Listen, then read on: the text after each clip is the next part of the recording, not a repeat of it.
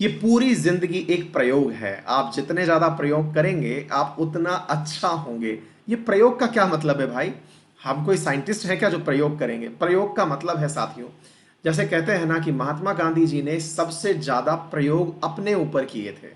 महात्मा गांधी जी के जीवन का सबसे बड़ा प्रेरक प्रसंग ही यही है। और मेरे प्यारे साथियों, जितना ज्यादा देखिए क्या होता है कि हम लोगों के लिए इतिहास में हमारे महापुरुषों को जितना पढ़ाया जाता है वो बहुत ही कम है मेरी नज़र में।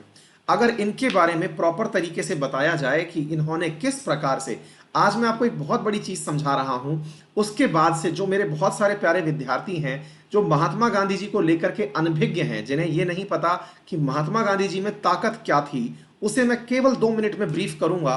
और ये जो प्रयोग है ना, ये असल में शब्द उन्हीं के ऊपर लागू किया जाता है क्योंकि उन्होंने अपने साथ प्रयोग किए थे और उन्हीं के साथ मैं प्रयोग को आपको समझा रहा हूं।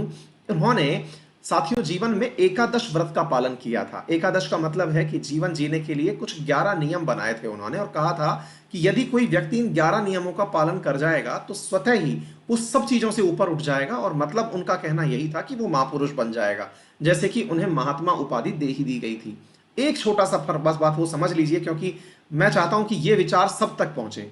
साथियों, उनका जो अहिंसा शब्द था ना कि अहिंसा होनी चाहिए, तो उस शब्द का मीनिंग बहुत सारे लोग कमजोरी लगा लेते हैं। लोगों का मन मानना होता है कि अहिंसा जो है वो किसी ना किसी तरीके से कमजोरी को शो करती है, आदमी को वायलेंट होना चाहिए, लोगों के ऊपर प्रतिक्रिया करनी चाहिए। लेकिन साहब आपको एक बात बताता हूं, एक बहुत अच्छी पंक्ति है, एक प्रसिद्ध हिंदी के कवि हैं दिनकर जी, उनकी कविता पंक्ति है और वो कहते हैं, क्षमा शोभती उस भुजंग को जिसके पास गरल हो, उसका क्या जो दंतहीन विषहीन सरल हो। ध्यान से समझिएगा, क्षमा शोभती उस भुजंग को, उस सर्प के ऊपर क्षमा शोभा देती है जिसके पास जहर होता है। यानी वो अगर क्षमा कर दे तो क्षमा मानी जाएगी, क्षमा यानी अहिंसा मानी जाएगी। उसका क्या जिसके पास ना दांत है ना जहर है, अगर वो ये कहता है कि मैंने क्षमा कर दिया, मैंने अहिंसा का पाथ अपना लिया, तो उसकी क्षमा को क्षमा नहीं माना जाएगा। महात्मा गांधी जी इस बात को पूरी तरह आत्मसात करते थे। बाद में लोगों ने इनको पंक्तियों में पिरो दिया। महात्मा गांधी जी का कहना था, हम इतने करोड़ भारतवासी यदि हम अपनी अहिंसा की ताकत को, मतलब ये नहीं है कि अहिंसा का मतलब हम पिटते रहेंगे सामने वाले से और हम उसे पलट के नहीं पीटेंगे, नहीं। सामने वाले के कुछ हजार सैनिकों को, ब्रिटिशर्स को यह पता था कि यदि इन लोगों ने एक एक करके भी पत्थर उठा लिए या डंडे उठा लिए तो हम में से किसी की हड्डियां भी भारत में नहीं बचेंगी।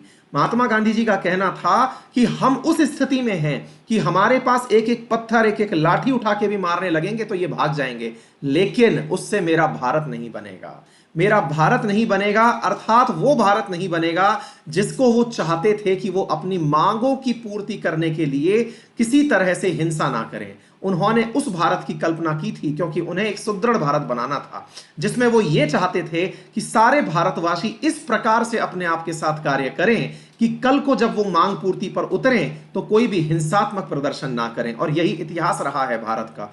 कुछ एक घटनाओं को छोड़ दीजिए, आज भी भारत में अपनी मांगों की पूर्ति के लिए हड़ताल होती है, धरने दिए जाते हैं, भूख हड़ताल, आमरण अनशन होते हैं, लेकिन हिंसात्मक प्रदर्शन नहीं।